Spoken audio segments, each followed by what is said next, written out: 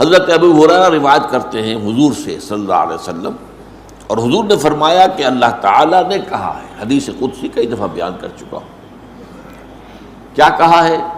من عادى لي وليا فقد آذنته بالحرب،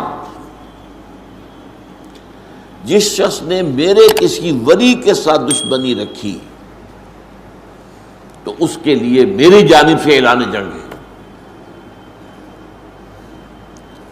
اب یہاں سوال پیدا ہوتا ہے کہ ولی کہتے کسے؟ ہمارے یہاں علم اولیاء اللہ اس معنی میں تو بہت مستعمل ہے، اولیاء اللہ، ایک ولی ہوتے کون ہیں؟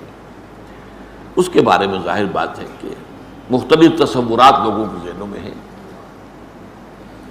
ولی وہی ہوتا ہے جس سے کچھ خارق عادات باتیں ظاہر ہو جائیں، کرامات ظاہر ہوں، جو کچھ غیب کی باتیں بھی بتا دے، مستقبل کی باتیں بھی بتا دے، بہرحال اس کی زندگی میں شریعت کی بھی پیروی موجود ہو، نظر آ رہی ہو، اس کا لباس، اس کی وضاحت وہ بھی سنت کے بہت قریب ہو۔ یہ تصورات ہمارے ذہنوں میں ہیں، ٹھیک ہے، لیکن سب سے پہلے گہرائی میں سمجھیے ولی ہوتا کون ہے،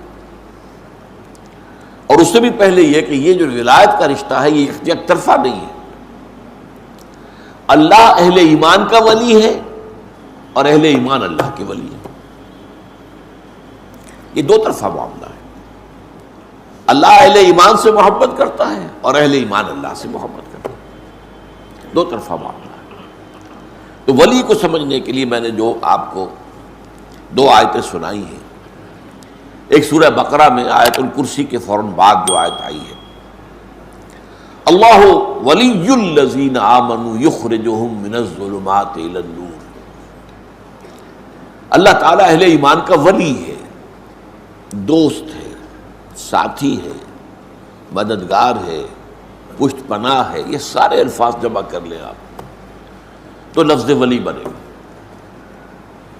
اللہ ولی الذین آمنوا، اللہ ولی ہے اہل ایمان کا، اور اس کا ظہور کیا ہوتا ہے؟ یخرجہم من الظلمات الی النور، وہ نکالتا رہتا ہے اہل ایمان کو تاریکیوں سے نور کی طرف۔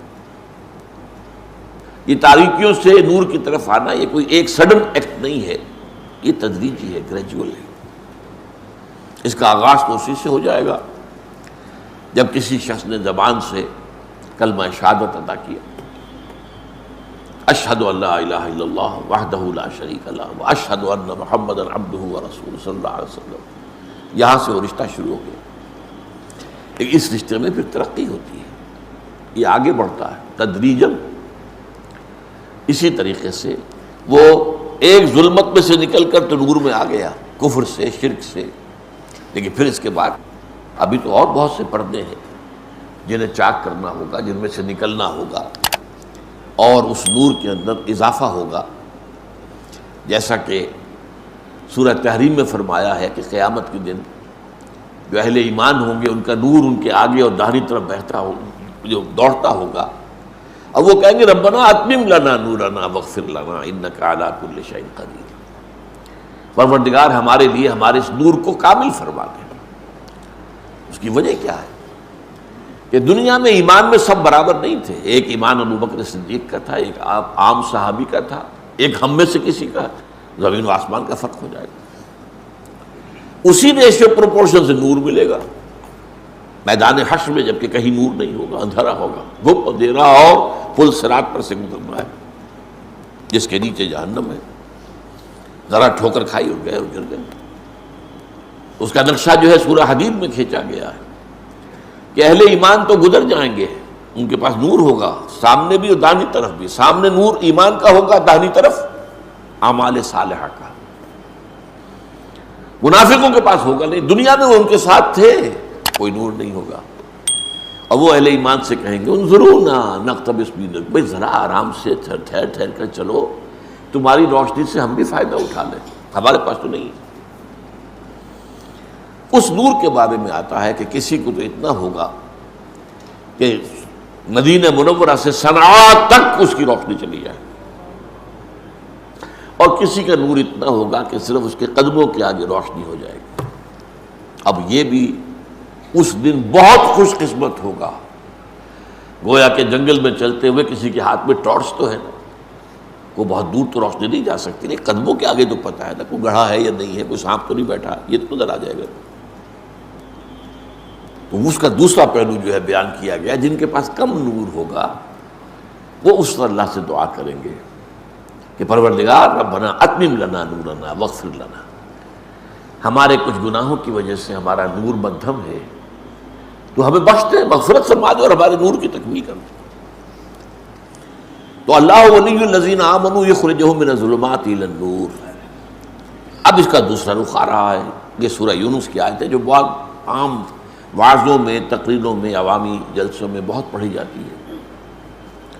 الا ان اولیاء اللہ لا خوف علیہم ولا هم یحزنون الذین آمنوا وکانوا یتقون لهم البشرى فی الحیاۃ الدنیا والآخرہ لا تبدیل لخلق اللہ ذالک هو الفوز العظیم۔ آگاہ ہو جاؤ، اللہ کے اولیاء، اللہ کے ولی جو ہیں ان کے لیے کوئی خوف نہیں ہے، نہ کوئی حزن ہے۔ لهم البشرى فی الحیات الدنیا الذین آمنوا وکانوا یتقون، اور یہ کون ہے جو ایمان لائے اور پھر تقوی کی روش پر گامزن رہے۔ لهم البشرى فی الحیات الدنیا والآخرہ، ان کے لیے بشارتیں ہیں دنیا کی زندگی میں بھی اور آخرت میں بھی۔ لا تبدیل لخلق اللہ، یہ اللہ تعالیٰ کی تقدیر ہے، اس کی خلق کی ہے اسی اصول پر۔ ذالک هو الفوز العظیم، اور یہ مقام جس کو حاصل ہو گیا تو یہ بہت بڑی کامیابی۔ اب اس کا تجزیہ کیجیے، یعنی ولی کون ہے اس کو ڈیفائن کر دیا۔ الذین آمنوا وکانوا یتقون، وہ لوگ جو ایمان لائے اور انہوں نے تقوی کی روش اختیار کی۔ ایمان لائے کا مطلب ابھی میں نے بیان کیا، پہلا قدم تو ہو گیا شہادت، وربل اٹیسٹیشن، دوسرا قدم دل میں یقین پیدا ہو جانا۔ وَلَمَّا يَدْخُلِ الْإِيمَانُ فِي قُلُوبِكُمْ، بہت مرتبہ یہ آیت آئی ہے سورہ حجرات کی میرے بیان میں۔ ابھی تک ایمان تمہارے دلوں میں داخل نہیں ہوا، یہ بدو دعویٰ تو کر رہے ہیں لیکن یہ اسلام لائے ہیں، ایمان ابھی نہیں لائے۔ ایمان تو تب ہوگا جب کہ دل کے اندر یقین پیدا ہو۔